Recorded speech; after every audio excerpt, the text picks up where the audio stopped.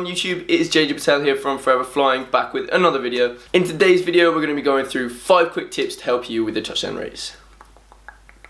Let's set a like goal of, we'll go 50 likes on this one. We'll go 50 likes. Right, so let's get into it. Tip number 1. So the first tip is circling your arms. Circling your arms is really important for touchdown raise, and whenever I'm teaching people it, I'm always shouting at them, circle your arms, because they just forget to do it. So what I mean by circling your arms is when you go into your touchdown raise, you've got to draw this big circle first. But don't stop with a semicircle. It's important that you keep circling it round to get to the point where you're going to reach to the floor. So yeah, draw a big circle.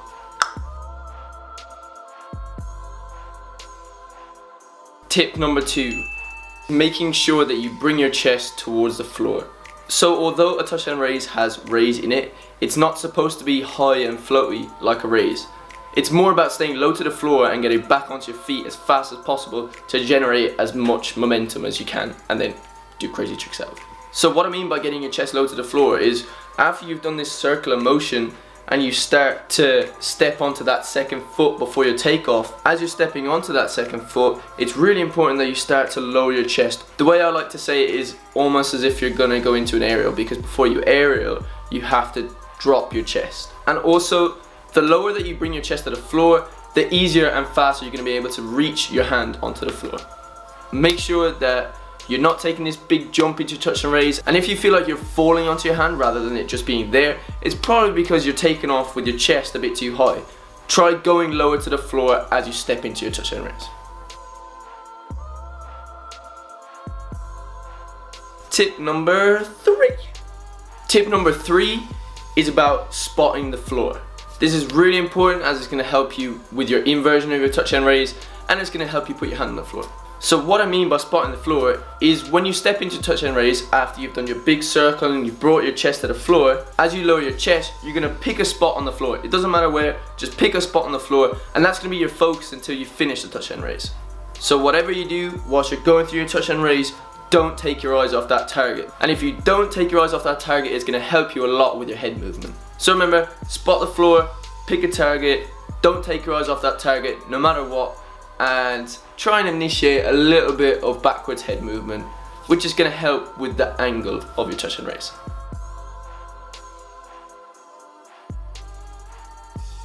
Tip number 4. So the 4th tip that I'm going to give you guys is making sure that when you reach for the floor, you're reaching up by your ear, and you're also tilting your head back, which is what I already touched on in the last tip. So just a quick explanation of that. So you've done your big circle, you've lowered your chest to the floor, you've picked your target and you're not taking your eyes off it. To reach up by your ear, you got to continue that big massive circle all the way around to here when you take off. Make sure that when you reach, it's up by your ear or by your head, and you're tilting your head back to look for that target again. Because even though I'm here, it happens that fast that I've been focused on my target the whole time. So remember, reach up by your ear and tilt your head back, keeping your focus on that target.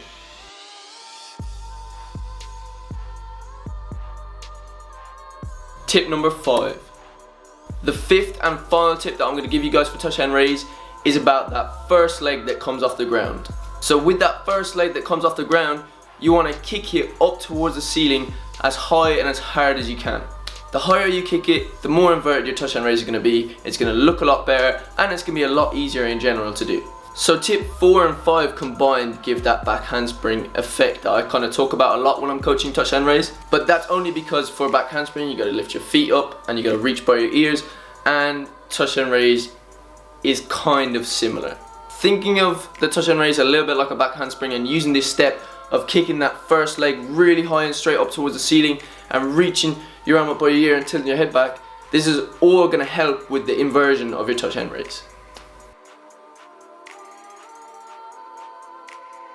Quick overview of all the tips we've gone through. Tip 1, circle your arms, make a big circle. Tip 2, bring your chest low to the floor. Tip 3, make sure you're spotting a target, focus on that target the whole way through, don't take your eyes off it. Tip 4, make sure that you reach up by your ear and you're tilting your head back, still focusing on that target. And finally, tip 5, make sure that you're kicking up straight and as high as you can up towards the ceiling.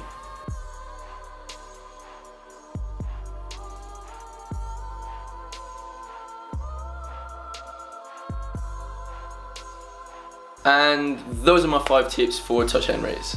I hope you guys enjoyed them. If you found they weren't quite enough for you, there is a full tutorial on this move out on my channel, and I go through those steps in more detail. So if you're struggling, be sure to check it out. So that is going to be it for this video. I hope you all enjoyed it. Make sure you leave a like, help us reach that like goal. Comment down below what tutorials or what tip videos you'd like to see me do in the future. And of course, if you haven't already, make sure you subscribe to the channel, and I will see you guys in the next video. Goodbye.